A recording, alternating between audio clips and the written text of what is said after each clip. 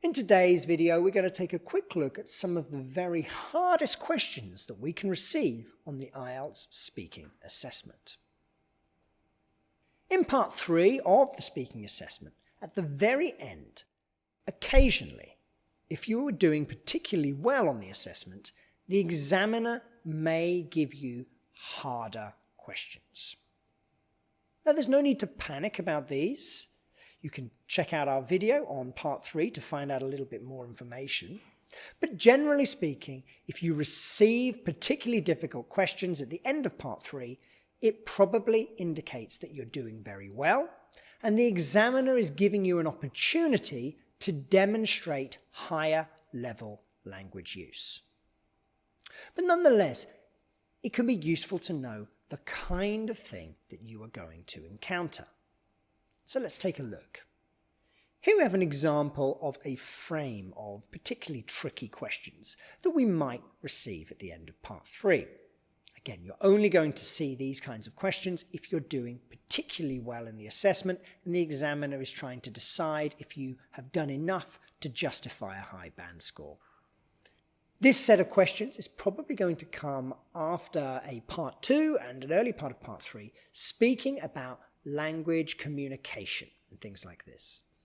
And this final frame looks at language use around the world.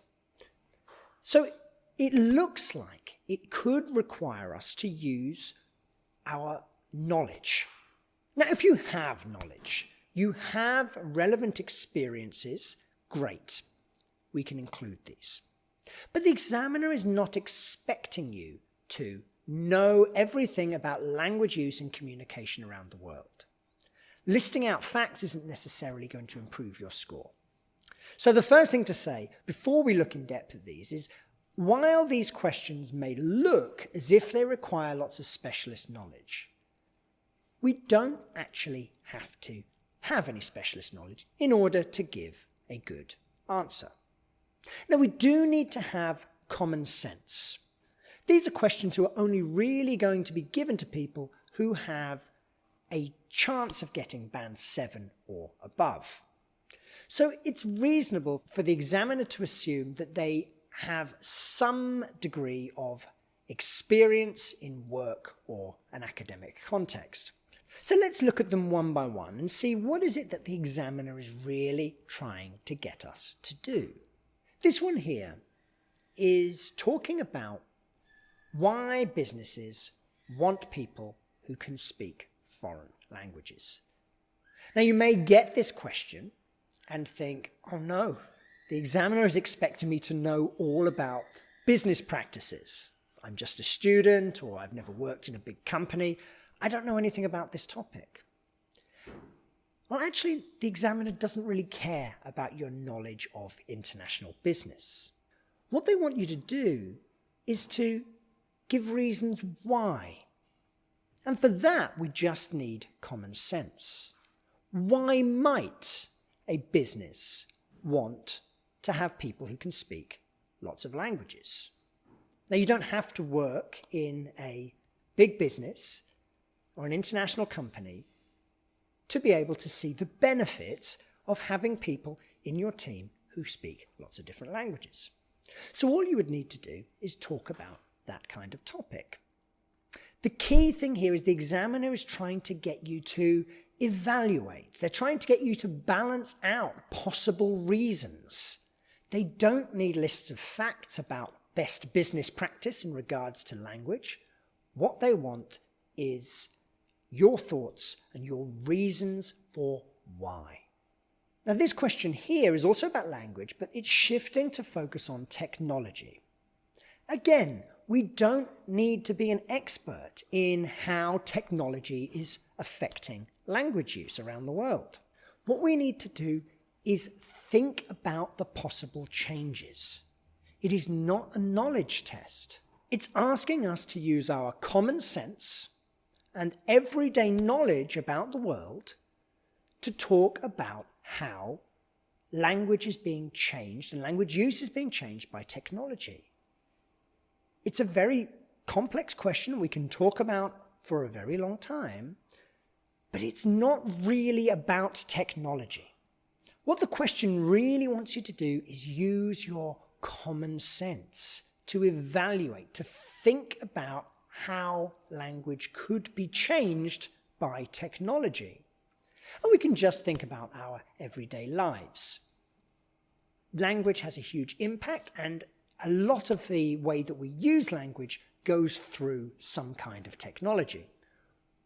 Most people in the world will be able to talk about technological change in language in this way, and that is what the examiner wants us to do.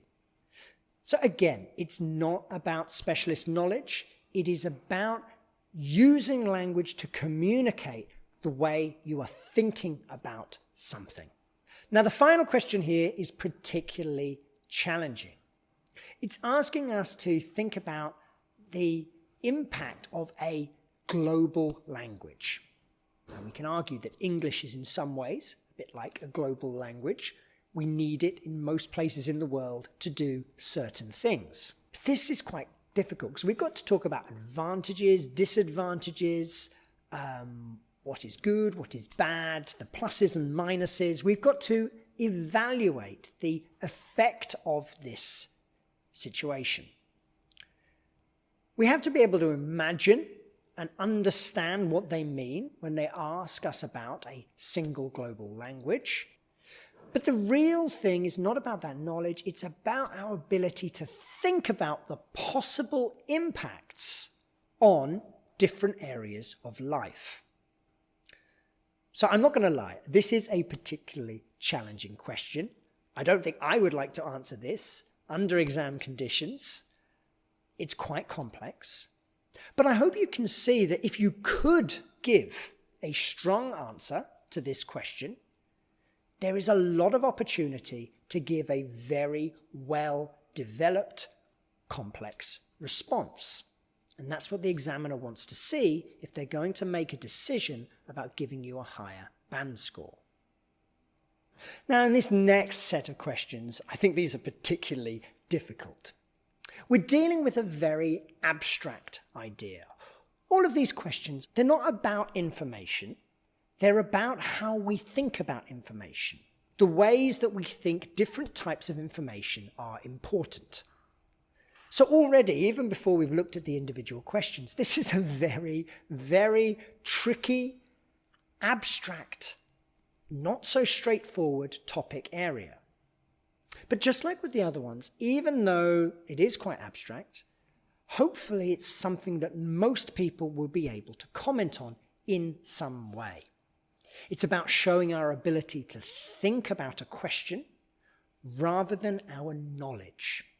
Now, this first one here is an interesting idea. It's about how important handwritten letters and communication are to us. That's something I think we can all understand. We can all feel the sense that something that's written by hand is different from something that isn't. But it's quite hard to put into words, isn't it? That kind of difference. But this is what the examiner is trying to get you to do. I think anyone would recognize that if a friend of yours gives you a handwritten letter, compared to if a friend of yours sends you an email or a message on your phone, it's a very different feeling. So this question is asking you to try and take that different feeling and somehow put it into words in English. So it's a particularly hard question for us to do. It's taking something that I think everyone can understand, but even in your first language, talking about this and communicating this kind of idea could be particularly challenging. The next two questions on this frame both kind of relate to history. Now again, we don't need deep historical understanding, but we do need to show that we can think about the past. We can think about the difference between the present and the past. Or more importantly, we can think about how we think about the past. It's, again, a very abstract thing. It's something that I think we can probably all understand, but this is testing your ability to communicate these quite complex ideas in English. It's not about your knowledge of history, it's your ability to communicate complex ideas. So this first one is about how recordings can change how we think about history.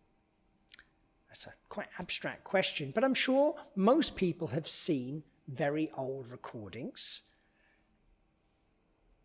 And at least for me, I think that these make that particular time period seem more realistic than for the very old time periods where we just have paintings and things like this.